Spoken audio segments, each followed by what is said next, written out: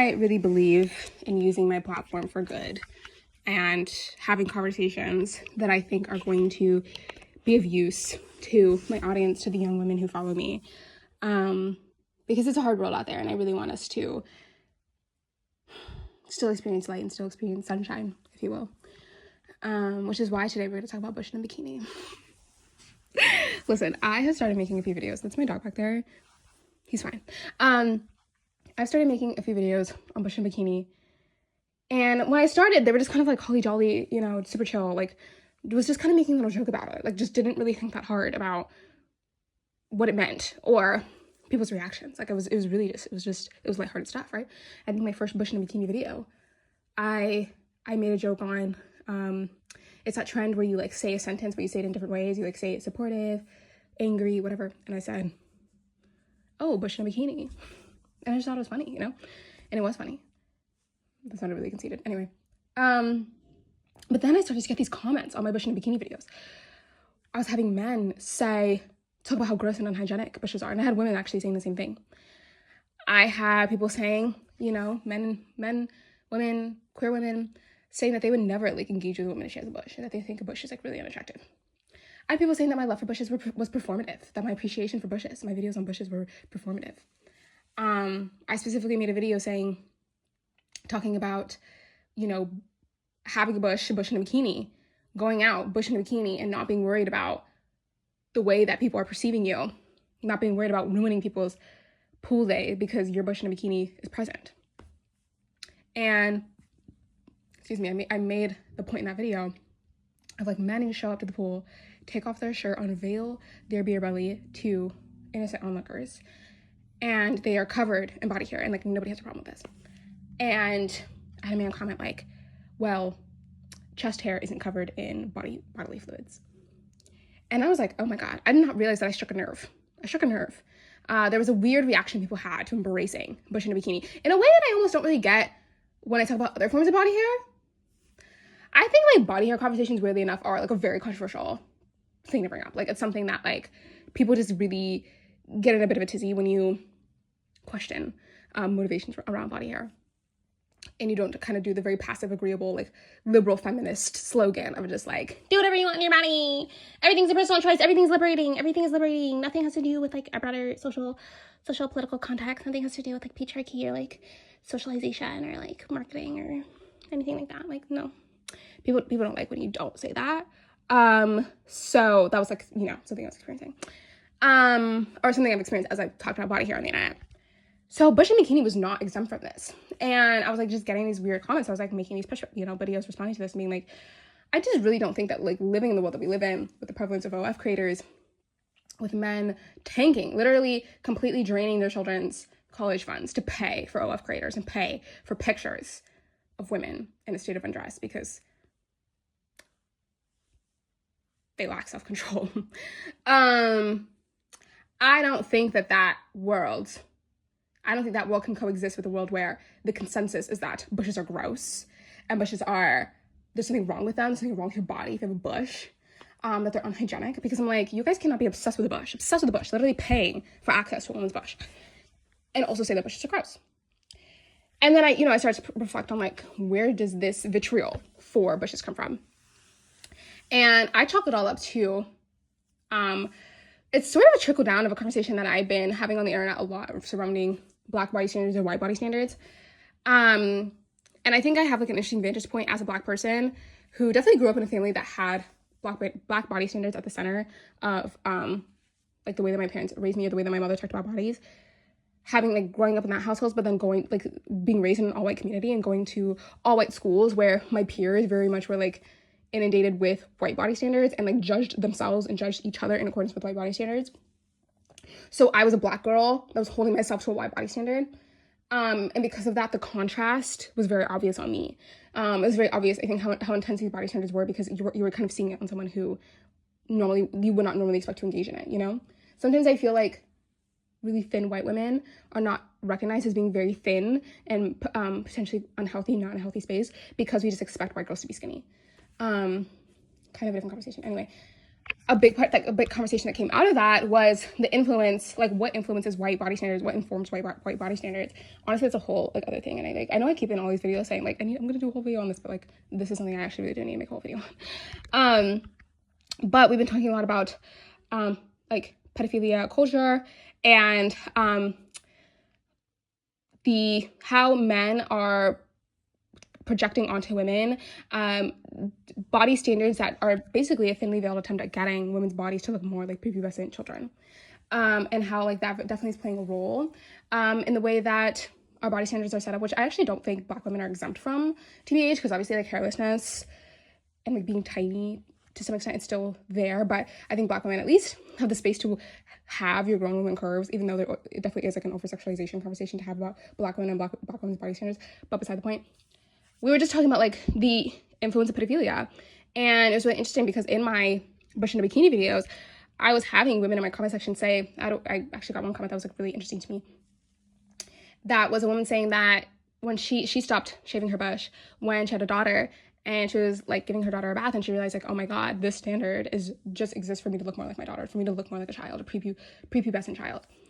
And so I think that when you as a woman, or really any person, start to celebrate women not engaging with that standard, women not trying to reverse age their body, women embracing the parts of the body that look like grown women, especially with something like body hair that's like so universally shunned, you know, like you can get a boob job and embrace being, you know, a curvy, mature woman in that way. But if you grow out your body hair, which is something that only a grown woman have, like that's a problem.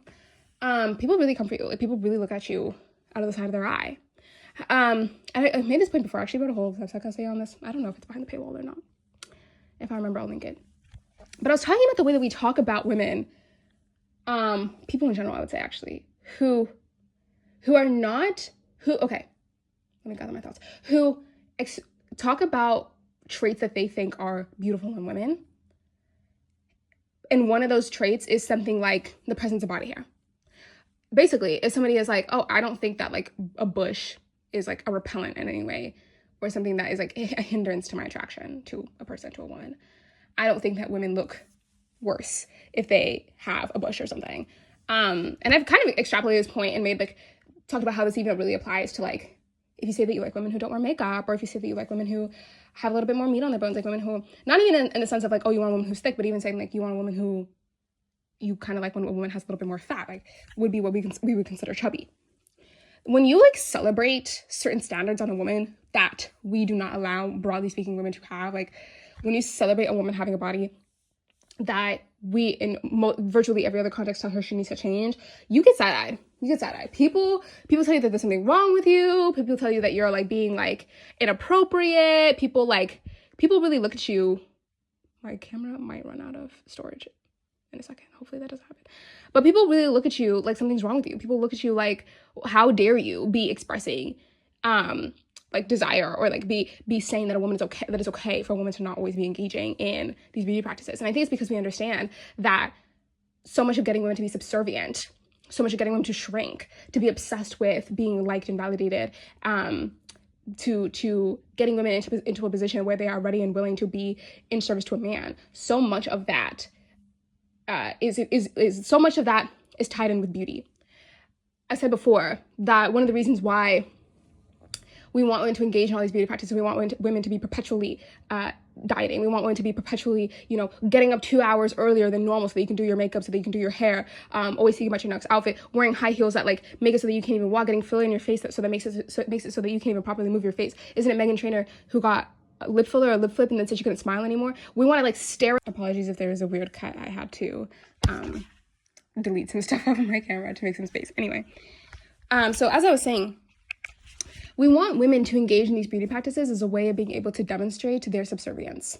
We want women to engage in these beauty practices. We want to keep women insecure, mainly as a way of preventing them from ever having enough respect for themselves and their own dignity to realize that they're being mistreated by men, to realize that these standards are hurting us. We want to prevent women from having that realization. And we want to keep women distracted. We want to keep women small, physically and literally. We want to keep women invested in things that are not going to serve them, that are not going to benefit you. Spending your whole life obsessed with becoming small and obsessed with becoming pretty is not going to be useful to you. So we want to just keep women distracted.